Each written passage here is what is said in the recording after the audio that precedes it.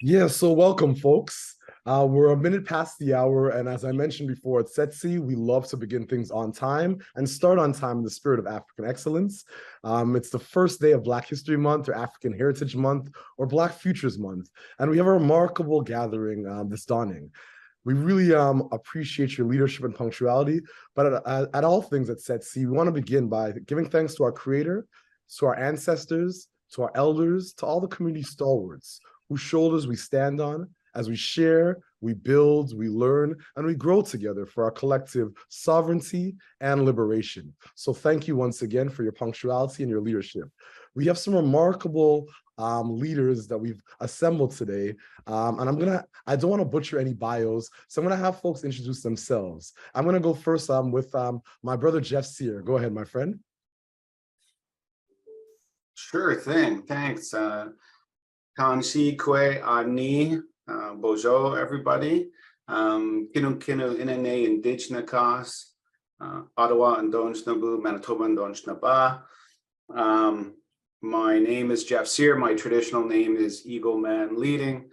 I come from my traditional territory is actually in southern Manitoba, what we call the White Horse Plains area, where my family still lives, and I am from Métis and mixed ancestry descent. I live and work and sometimes play every once in a while on unceded Algonquin territory here in Ottawa, and excited to be here. In terms of doing a little bit of a minor bio, I am the co-founder and managing partner of Raven Indigenous Capital Partners.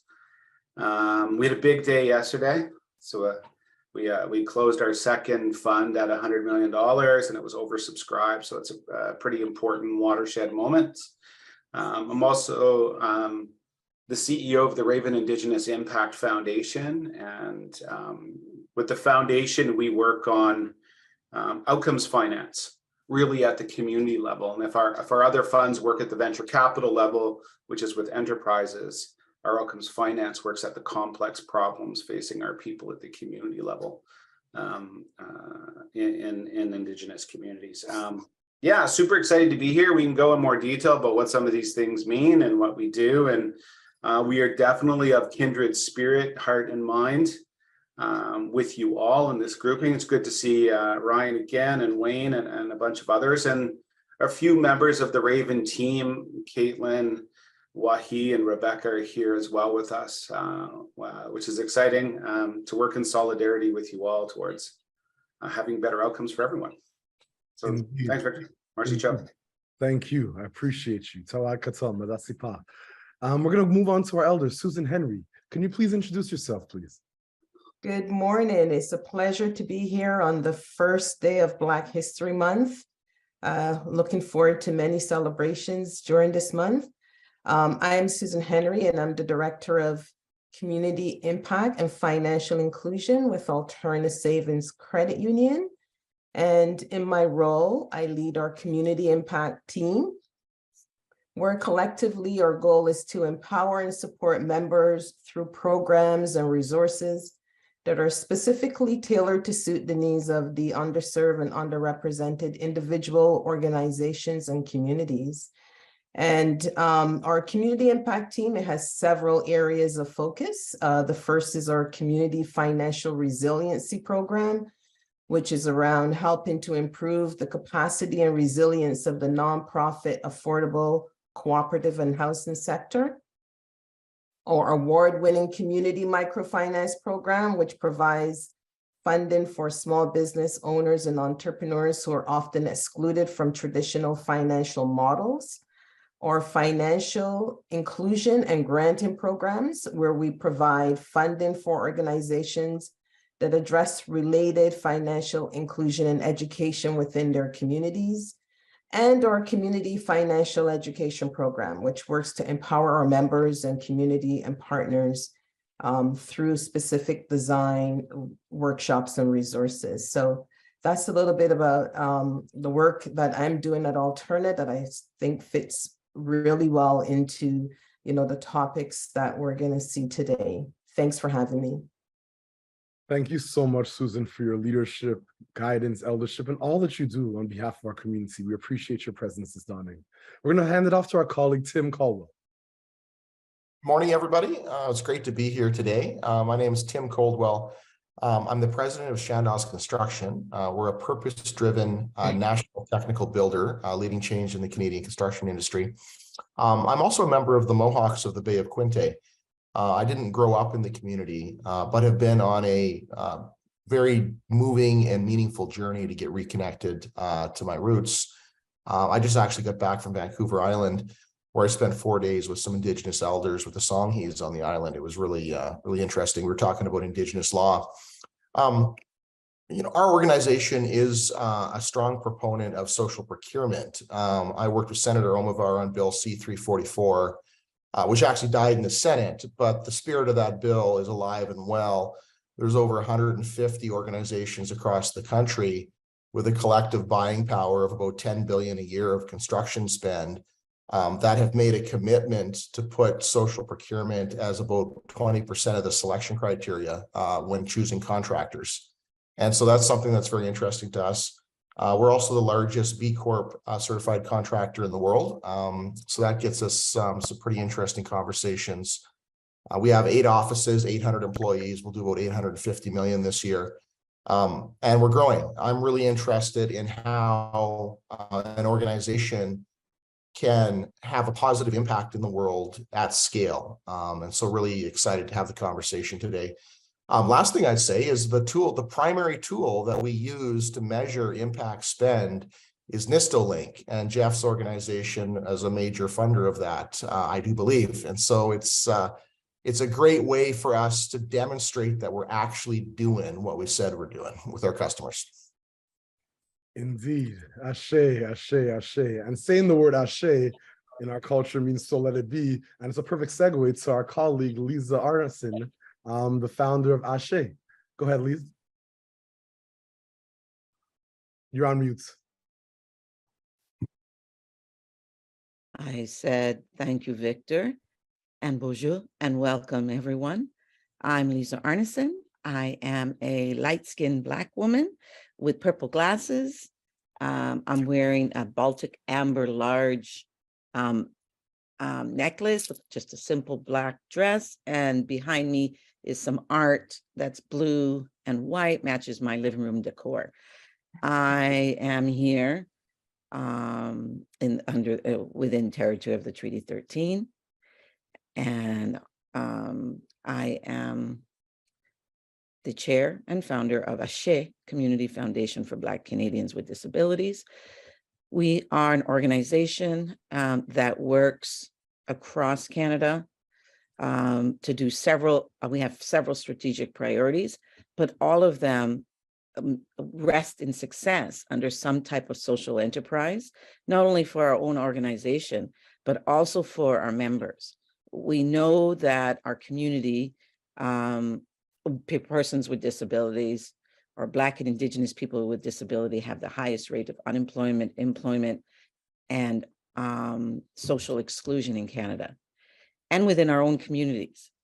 And our goal is to learn from their voices, and we run everything through that lens, as well as me being a woman with disabilities. And we hope that we will be able to create systems, and that's what SETI's been helping me with, that are fully accessible, including we are launching a Black Accessibility Knowledge Hub. And this is something right now that will be free, with the same look as a fee per service type of model, and then a design on how to build that experience and skills within our own community and build those social enterprise type businesses.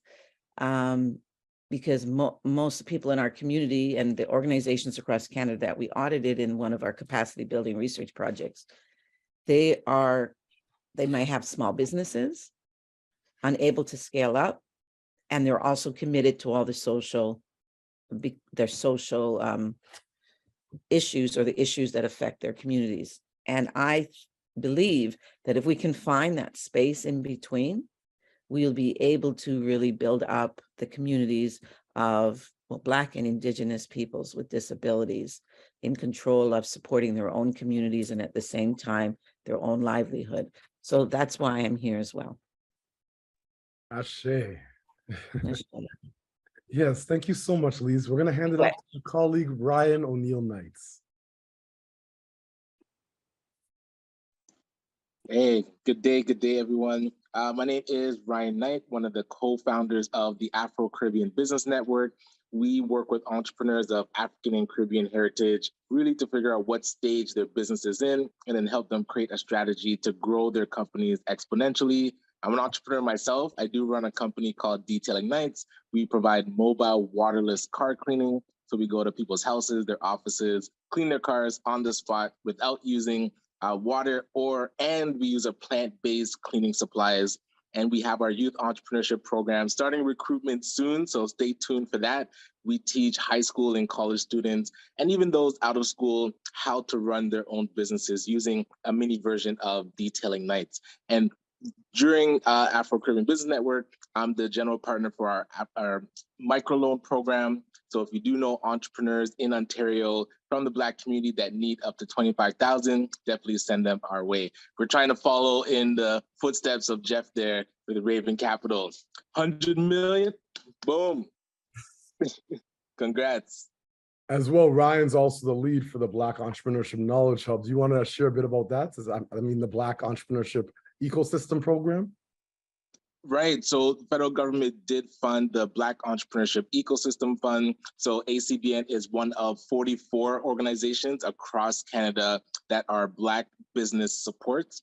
And we also have the National Black Entrepreneurship Ecosystem Conference happening in June. So we'll definitely share that as it develops, but the save the date should be coming out soon. But we also have a study group that brings together these leaders and really shows how to interconnect economics with other themes of the Black community. So justice, health, politics, youth, seniors, women, any theme that is in the Black community, we want to see how economics and empowerment can intersect so we can support. So, hey, looking forward to seeing any of you at those study groups. We do them Tuesday evenings at 6. So, but I can send more info later. That's so helpful, Ryan. And thank you everyone for introducing yourself. And I'll introduce myself formally. My name is Victor Beausoleil. For many of you that don't know, I am a husband, a father of 4 remarkable children. My wife and I, my better half, and I have 4 children. I'm currently the executive director, or I'd say the steward of SETSI, which stands for Social Economy Through Social Inclusion. A lot of our work is all things social innovation and all its subsets. So social finance, social procurement, social acquisitions, entrepreneurship, the cooperative movement in Canada, and impact investing. And I'll leave it there because I want to make sure that we can get into this conversation. So I'm going to start primarily with my colleague, Tim, specifically around the work that you've been facilitating at Channels, and just what does solidarity really mean to you? You expressed in one of our calls recently the journey that you just took, and you alluded to that recently. But when we think about the Berlin Conference, the partitioning of Africa, when we think about Canada, the United States, and most colonial lands being built on literally stolen land and free labor, when we think about the Bretton Woods Conference and all monetary policy tied to the dollar, when we think about some of the historical atrocities that's happened, and I don't want to call Black Indigenous communities victims because I don't prescribe to victimhood, but we have been kidnapped from lands across the world, and we've also had our land taken from us in many instances. In terms of navigating the largest beast cert in the world, how do you see solidarity manifesting and being actualized between Black and Indigenous communities to create a sense of liberation, sovereignty, or to create that countervailing power to create some form of economic reconciliation? Yeah, I'd start out with internally in our organization. So we are 100% employee owned. We have a single class of voting shares for every employee, including carpenters and laborers on the job site. And I think the thing that really describes the culture of our organization is solidarity. So it's this idea of we are here working for each other. The sweat of the labor of our brow does not go to line the pockets of someone in the corner office or a publicly traded entity that has an ownership position. So 100% of our ownership is internal. And so we're here working for each other.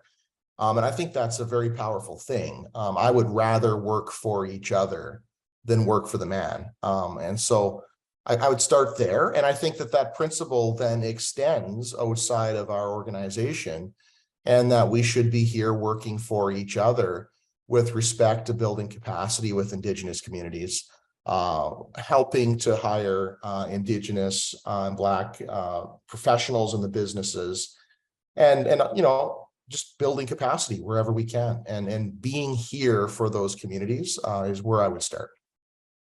That's absolutely incredible. And I love that piece around 100% employee ownership. That is a principle that's in all Indigenous communities and Black communities, that concept of cooperative economics and cooperation, the principle of Ubuntu, I am because we are. My colleague John Schnell and Bill Young from Social Capital Partners are actually leading some remarkable work with Senator Colin Deakin, Senator Tony Lafreda, and a few others around employee ownership trusts in Canada. So definitely I applaud the leadership of Chandos. Thank you so much for all those actionable insights, Tim. We're going to move on to our colleague, our elder, Susan Henry. In terms of your work engaging Black entrepreneurs or trying your best to find ways and means to create better economic outcomes for Black, Indigenous, or racialized communities, how has that been? What are some of the wins, challenges, barriers? Because Alternative's been a champion for quite some time, and I believe they're a champion because of the work that you've been doing for, I think, 17 years, but I don't want to date you. Great.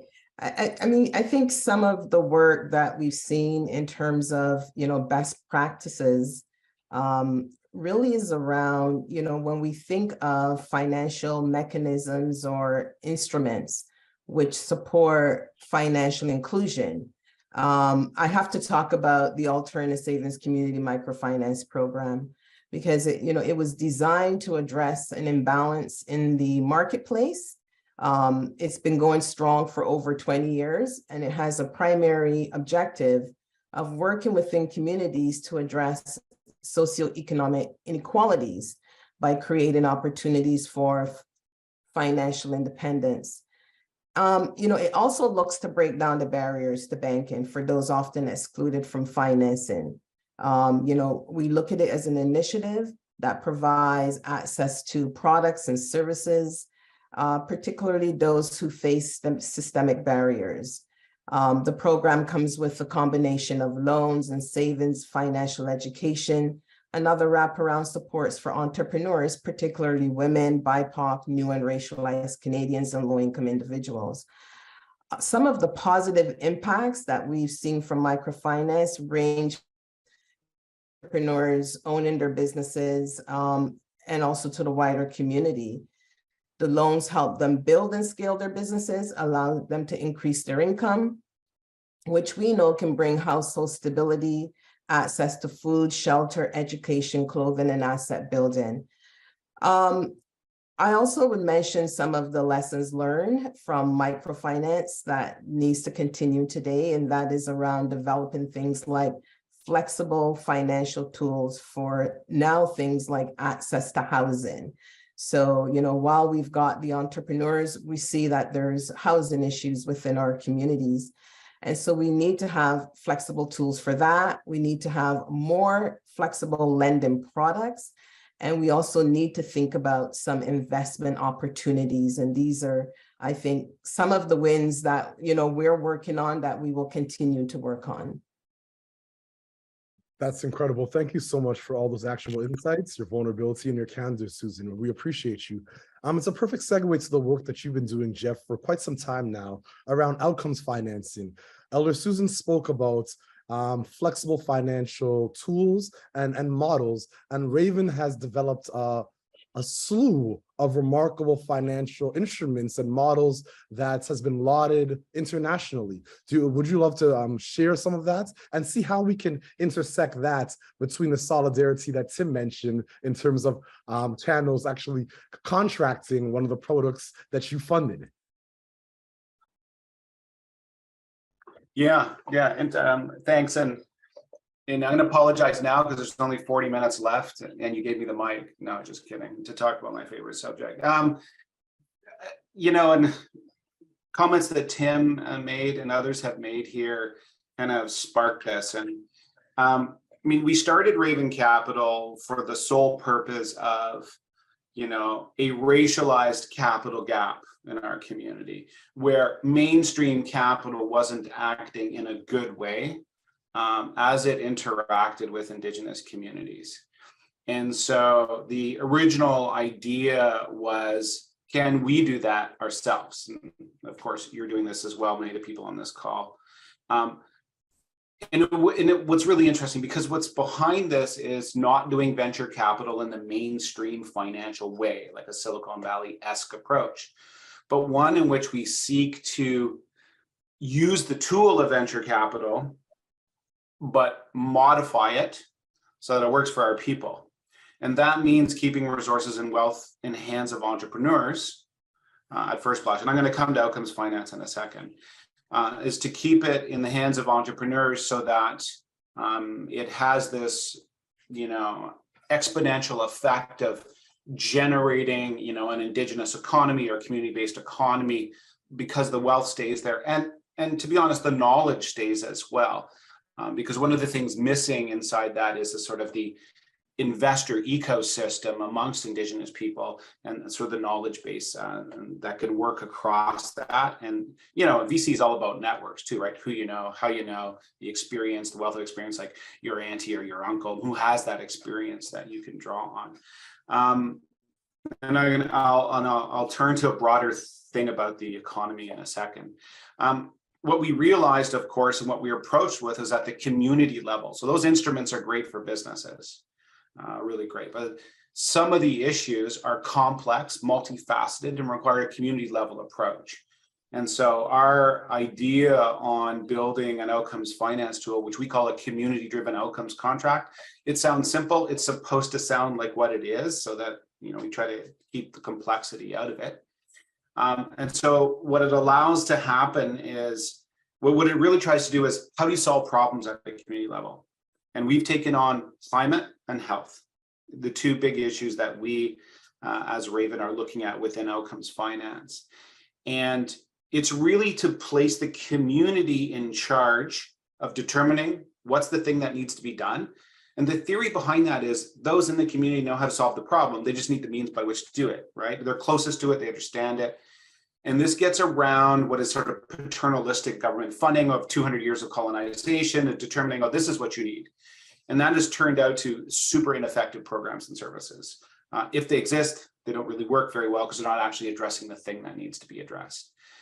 The second part about that is, for us, I think almost equally important and connects to the United Nations Declaration on the Rights of Indigenous People, is self-determination in the design and execution of the interventions.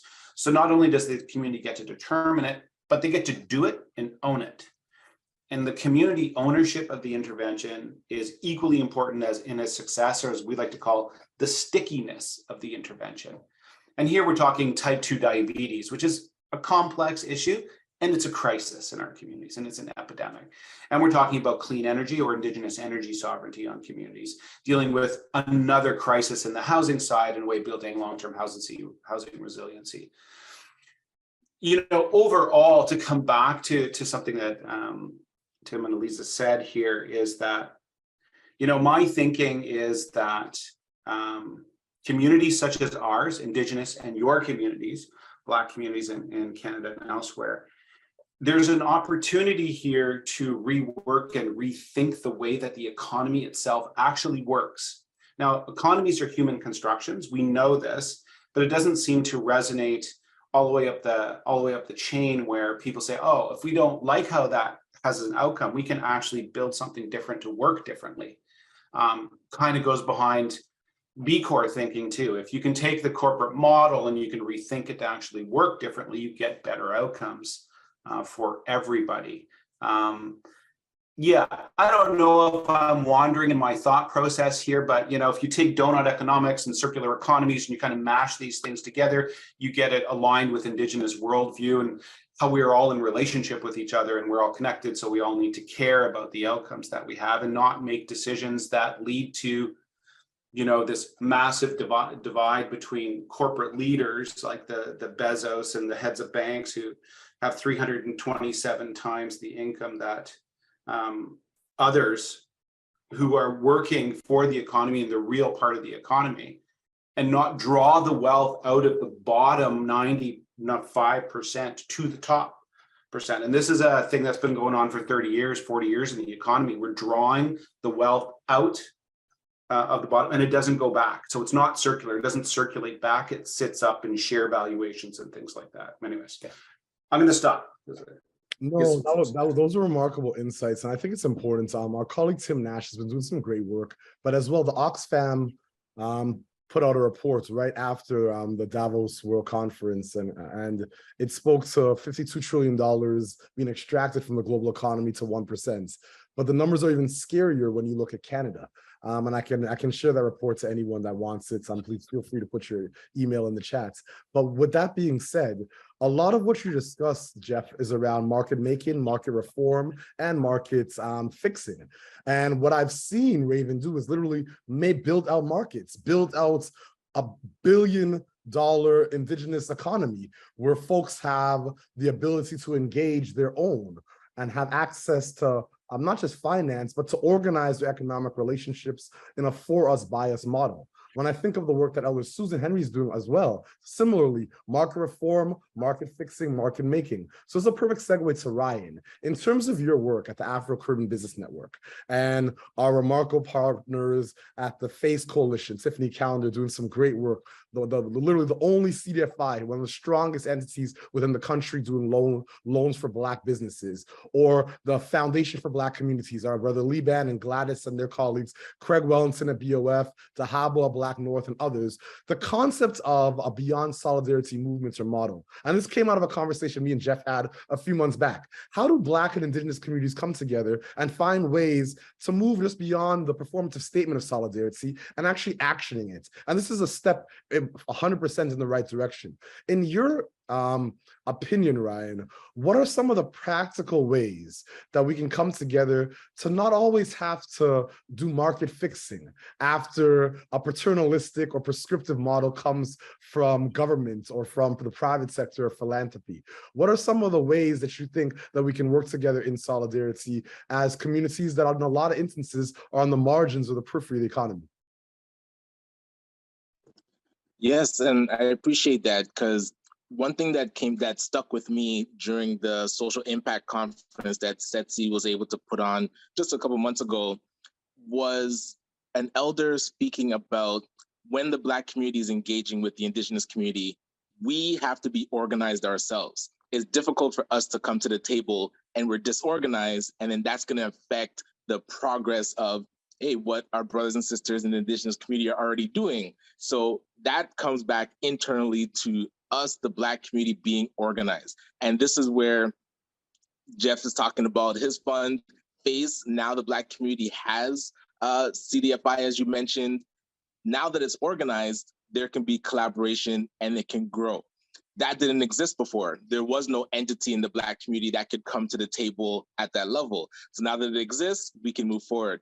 Again, with the organizations themselves, when we talk about the ecosystem, initially we were not organized. So now that we're a bit more organized, I wouldn't say it's like 100% there, but we're moving in the right direction where now we can move as a unit and definitely collaborate better and amplify the work that everyone's doing. A lot of this information came through the research study that we were able to do on the Black labor market assessment and digging into the issues that Black entrepreneurs were having. Using that data now, we can come to the table and really collaborate better than just come to the table saying the Black community needs help and we're disorganized. It doesn't work. That's very helpful, Ryan. One of my favorite proverbs my father gave me years ago was power attracts the worst and it corrupts the best. And I think that eldership is a huge piece around this work. I'm going to segue to to Liz. In terms of eldership within Black and Indigenous communities, there's such a remarkable consistency and continuity. There is Black folks recognize eldership within our community, and Indigenous communities recognize eldership in their communities. Recently, one of my colleagues at SETSI had to actually travel to an elder's house to drop off sweetgrass and tobacco, and was schooled on, you're actually in this province, and we actually, it's not sweetgrass that we accept, it's tobacco, and we actually learned this from another colleague before. So the importance of eldership is so important because eldership provides governance. And one of the challenges that we have is governance a lot of times in many communities, hence power attracting the worst and corrupting the best. So back to my question around eldership and the connection between eldership and Black Indigenous communities. What's your views, Liz? I'd like to start because one thing I negated to say is I actually am a business owner of maybe over 20 something years. And my daughter is 22-year-old business owner while going to school, and she has a very large gem business and is she wants to corner the market on being a supplier for African gems, and she's met the miners, the Black owners in African states. And my other daughter also has a business. Everybody's doing social work for the community, and everybody has a business. So what is the eldership? So I'm going to talk about eldership in two ways. Within the Black community, we do have an elder model. And I come through a spirituality model as well. So I have a lot behind me that is not necessarily linked to the Western world, or not linked to even just religion in its state, the Christianity religion. I also have been very fortunate in my lifetime to be brought into family and communities and within spaces where elders are giving of their knowledge. And actually, if you look at Ashe, or if you look at even my business, one elder as Wendy Phillips, and she was our advisor and continues to be an advisor for us as we move through this space. It's a very similar space, I believe, for Indigenous people who have disabilities, and getting access to the groups has become very, very difficult across the board, because as Black people or Indigenous people, we already know, and all this conversation is happening. And then as individuals with disabilities who have been overlooked, passed over, are not included in any of the frameworks in our communities as well, and then experience, anti-indigeneity, racism and Black racism and gender-based violence and all these things within the other society that controls everything, we find ourselves in a very interesting space. And that's why I believe Ashe community over the last 3 years has been able to grow, because we've been fortunate enough to be able to work within Indigenous communities, within Black communities, finding grassroots organizations that are also doing that kind of similar work on race and disability, or Blackness and disability. And we're very, very excited. Just yesterday, I've met another elder who's out in Saskatchewan, and this think tank was on HIV and AIDS in the Indigenous and Black community. And when I go to these spaces and I see the learnings, the support, and the power in those rooms, makes you think, okay, we can do that in community. We should be able to do this in the social enterprise world for sure. But we also do not have a lot of understanding in our communities. And then if you're a person with disabilities, it's been quite limited. So in our model, we do have a model within Ashe that sets up models for mentorship, elders. I'm considered an elder. I'm older than I look. And we provide mentoring and support, particularly to young people in all aspects. And I'm so delighted to be here, because this is another area that they asked us to support with a group to help them do this. And it's not my expertise, which is why Victor gets called in the middle of the night. Sorry, Victor. And to see what we can do. And now I'm in a space where we can learn from like the Indigenous belief, 7 generations behind and 7 generations ahead. I think that that's very similar to how Black people think as well. And those teachings and those learnings are excellent foundational pieces. Our work is grounded in decolonization, in disability justice, and if you don't know what that is, it's intersectionality, it's cross-movement solidarity, it's interdependence of us as people. There's 10 of them. And it's through the elders, and including, I went to the Ontario Black History Society event on Sunday. Always one of my most favorite events. When you go in the space, you're surrounded by elders that have done this work and continue to do this work as they age. You're in a space where everybody in there is community focused and wants what you want. And it was the opportunity to recharge. It wasn't a big show. It wasn't any of those things. It was our community coming together with people who believe in the values and live the life the way we feel it should be led. And I'm just really grateful for every opportunity that I have to be in spaces, elders, and to be advised and supported through Elder Wendy Phillips, for myself personally and our organization. I give thanks for all those insights, your candor, vulnerability, and your strength over all these years in terms of pushing us forward as a community elder. And yeah, just give thanks for that response.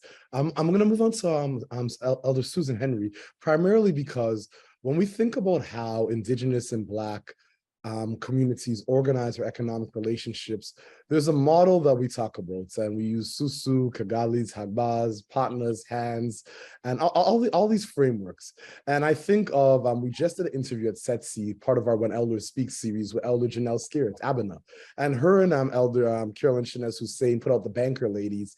And when I think about the practical application of economic development and community economic development and microfinance, Susan's always my go-to. So in terms of your, not just ambition, but your leadership skills over multiple decades in this space, Elder Susan, are there elders, aunties, uncles, folks that inspired you to be able to leverage your talents and your abilities to have this level of passion, vigor for our community around this ecosystem? Yeah, thanks for that question. And I think, I first have to give thanks to my ancestors. And I give thanks to my family, in particular, my mom, the journey she took from the Caribbean to come to Canada, the struggles that, she faced as a new immigrant to Canada, and not having the support when she sort of came here to achieve her goals. I also thought of, where my passion came from was, and Liz talked about her family being entrepreneurs, ensuring that my families were entrepreneurs, because that was one of the ways in Canada that Black people had probably the strongest opportunity to survive. And, it was challenging in other corporate and organizational structures, particularly when I look at some of the challenges that I saw Black men face. And I started my own entrepreneurial journey with my husband and partner, because I understood that was the best route possible, for him to, how do I say this? To be the man that he wanted to be and do it in a way that had humility, that had, other factors that made him proud as a person. And I wanted to carry that through as my passion in my career. And I'm fortunate enough to be working for an organization that recognizes that holds the value of equality and equity very seriously, also the values of collaboration, integrity, and respect. And, this is the reason why I'm at Alterna, why I'm pushing this platform and the platform of, self-ownership, entrepreneurship, and having the seat at the table to make that happen. But, we don't do this in silo. We do it in collaborations with other elders and our community leaders and partners. That's really important in getting their perspective in how we move forward in the work that we're doing. Ashe, thank you so much. I really appreciate all those insights, Susan. I'm going to move on to Tim Caldwell, primarily because Tim, every time we have a conversation on the phone, I'm inspired. Not just by the $850 million your company generates, but more about the way your mind conceptualizes innovation. I remember we spoke a couple of weeks ago about some work you're doing in the new year. I won't talk too much about it because I'm not sure how public it is yet, but that innovative spirit that you've had in leading the channels, where did that come from? And what role did elders play in that framing? Yeah, you know what? I think I can't take credit for all of it, but I have an interesting childhood story, and it's probably a story for a different day.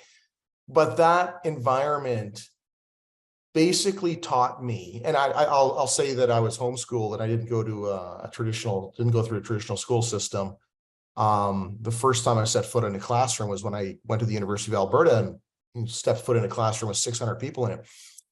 So I was kind of like free range, for lack of a better term, and that teaches you to not care about conforming and fitting in. I think the education system really forces kids to do that. And I have this kind of like, well, who died and made that a rule kind of way of being. And so that kind of pushes the agenda internally.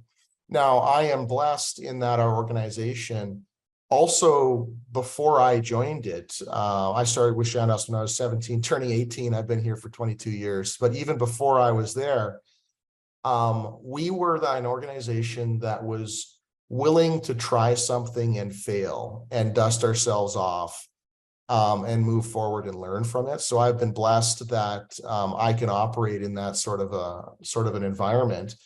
One of the things that I have learned over the years, particularly being a relatively young character, maybe this is a few years ago, but I'd get on the soapbox and I'd thump my chest about, well, we got to be doing this, we got to be doing that. What about this thing? And everyone's like, sit down before you hurt yourself, kind of a thing, right? And the way that I've led in the organization is through, I would say, sales, frankly. So if we can get a customer to be excited about a thing that is social innovation, and we can create a demand for that, all of a sudden the whole organization has to do the thing. We're not doing the thing because it's the right thing to do. In many instances, it is the right thing to do, but we're also designing the system so we get paid for doing the right thing. And it allows you to scale it so much quicker, so much faster. So an example of that is there's this delivery method called integrated project delivery that we championed in Canada. It's the most collaborative way you can deliver construction projects. I think it's a deeply Indigenous way of doing things. Decision-making is collective with the entire project team. And you can involve elders and community leaders, and there's a whole thing there. But anyways, we started to market this and we created demand for a thing that didn't exist in the Canadian market. And 7 years ago, there was a couple $100 million of projects that were done this way. Today, there's $3 billion. We probably spent $5 or $6 million promoting it across the country through various means. And we won $2.5 billion of the $3 billion. So that sort of let's poke the market and create demand where there was none is really how we come at things from an innovation standpoint. That's incredible. Thank you so much. I have one more question for the panelists, and then we're going to go to call to actions. And that's Jeff Sear. Jeff, my friend. our journey has been remarkable since I've met you, and your insights on Indigenous eldership is beautiful because you use the same term I use. You actually called your wife your better half. And my wife is definitely my better half. And I know that your wife was instrumental in your journey around eldership in it. So I'd love for you to share your insights on eldership within Indigenous communities. Yeah. First of all, talk about the biggest untapped resource that we have, as a population is our elders. They're, infinitely learns wisdom from generations to generations that sometimes, we forget about. And I remember, helped create an Indigenous Innovation Summit conference years back, and with Justice Sinclair at the time, we were talking about innovation, and one of his comments was that sometimes innovation is not the new shiny thing; it's bringing old ways back and using them in new ways to kind of act in a human way. Kind of what Tim talked about in terms of having a construction design process that actually looks and feels different just by doing things traditionally. But when it comes to elders, and we can talk about solidarity in a minute, because Wendy Phillips is my elder. She was over here for dinner with her husband a couple weeks ago. And we do sweats and ceremony together, and she advises our work as well at times. So I think I would say, yes, my wife is a very important part of my journey, because I think, like Tim described, the way that I kind of look at it is, we need to build markets where there's not. Most of the problems that we see are actually market building opportunities if you can kind of innovate and come to it in a good way. So that's why we created outcomes financing tools and do the Raven Impact Funds.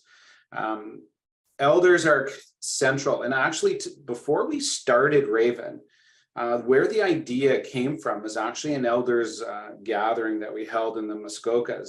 Someone else was holding it, but it was a bunch of Indigenous elders there, where we talked about concepts of growth, economic growth, measurements of things like GDP, and what are our values and what do we value in society, and how does that drive how you construct your business or your interaction or what you want to do. And it helped us conceive of how Raven could be different in how we do things and innovative. And today, I mean, what we do at Raven now is we construct relationship agreements. So we don't do MOUs and we don't do things like that. Like, we're in a relationship together. And as part of those relationship agreements, we're like, okay, so we need to make sure that we have center-placed elders, not side-place them, but center-place their knowledge and wisdom. How do we interact with our elders in a way that respects their time, because they're usually overworked and underpaid? How do we pay elders like professional consultants, as opposed to like this minor per diem per day? So we start thinking about our ways of engaging. And if, I mean, it's part of my own journey, as you said, Victor, kind of like just learning deeper ways of knowing and understanding that our people have, at times forgot or lost or overtaken by a traditional education system in many ways. And I was educated in a very traditional education system, and relearning the connective tissue between things. So for Raven, elder and eldership plays a key role in what we do. And we're probably going to hard bake that into our corporate structure very soon. We'll come out a little bit with an announcement on how we're going to do that, so that on an ongoing basis we have what I call community responsibility through the elders as well. Like, what are you doing and why are you doing it? And you can take big and difficult questions. And I'll give you an idea of a difficult question. Should we work with organizations, companies, and or foundation involved in heavy oil extraction? You got surprisingly different answers from different elders, meaning you can't speak, can't speak out of both sides of your mouth. You can't drive a car, get on an airplane, and then say you won't work with oil extraction. So you need to find a more nuanced and sophisticated approach to how you're going to work together, if you are, and why you're going to do it. So that's the way elders, like this wisdom of okay, let's be honest here, folks. The economy we live in. And try to find ways of doing things better. And normally my approach is not to yell at it, it's to work with it, modify it, change it, and, you know, kind of do the intrapreneurship, I think some people have tagged it as, inside organizations as well. Hopefully those comments are helpful, Victor. No, those are remarkably helpful. And as you know, at SETC, we always begin things and start things on time. So we're not going to have time for call to actions, but we do have time for I am statements. So I'd love for you to all, I'm just going to go one by one. An I am statement is something simple, and I'll start and I'll give you the demonstration. Victor Beausoleil, Steward, Executive Director of SETC, and I'm eternally, infinitely grateful for this opportunity to share this space with you all. I'm going to hand it off to my colleague, Susan. Great. I am internally grateful, just like you, Victor, for being here today, for being here on Black History Month, the beginning, to honoring our ancestors and our families and our communities. And, you know, from a personal perspective, you know, I am blessed that I have a seat at the table, and it's a continuous passion to make sure that others within our communities also have that room and space. Thank you. Thank you. I'm going to hand it off to our colleague, Ryan O'Neill-Knights. Much appreciated. Always enjoy these conversations. I'm feeling blessed, but also feeling productive, but not overwhelmed. So it's an interesting space to be in. 2023 is a year of focus. So Jeff, definitely gonna reach out to you for some tips on how to raise for our fund, because hey, we are inspired by the work that you do. And definitely Tim, the construction space is so vast and it's not even a trend. We're always building. Would love to learn from what you're doing. So again, thank you to SETC for putting on these panels. This is just the first one. I'm looking forward to the rest of Black History Month. It's gonna be so full. My heart is full. Thank you. Thank you so much, Ryan, for your leadership as always. We're going to hand it off to our colleague, Lisa. I am proud of who we are. I am proud. I am driven by what we can do. And I am blessed to go home to Jamaica next month and be with my Maroon family. And this is such an important conversation because I'm going to be with the elders, and it's amazing. Thank you. Thank you so much for all your leadership. We're going to hand it off to our colleague, Tim. I'm blessed to be part of this conversation, and I am hopeful and inspired. I see so much positive change in these areas. And I think some great things are about to happen. Absolutely. And last but not least, Jeff. Thanks, everyone. First of all, I'm honored and blessed to be invited in. So thank you, Victor and company, and to sit with such amazing people at the start of Black History Month, and all my respect and admiration for you all. And as an action statement, I am gonna work harder to lift this solidarity space and action it on behalf of all of our peoples, and make this continue to make this a robust engagement that leads to sort of practical outcomes for us all and for change.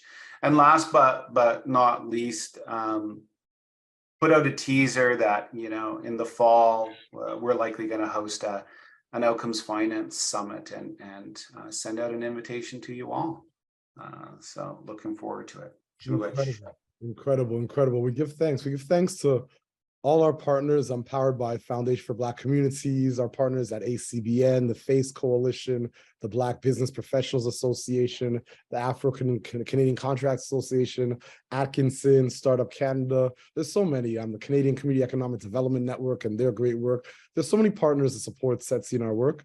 And as always at SETC, we begin things on time and end on time. And we're 4 minutes to the hour. So I want to end by acknowledging once again our creator, our ancestors, all our elders and community stalwarts whose shoulders we stand on as we share, build, learn together for our collective liberation and sovereignty. Thank you so much, all of you.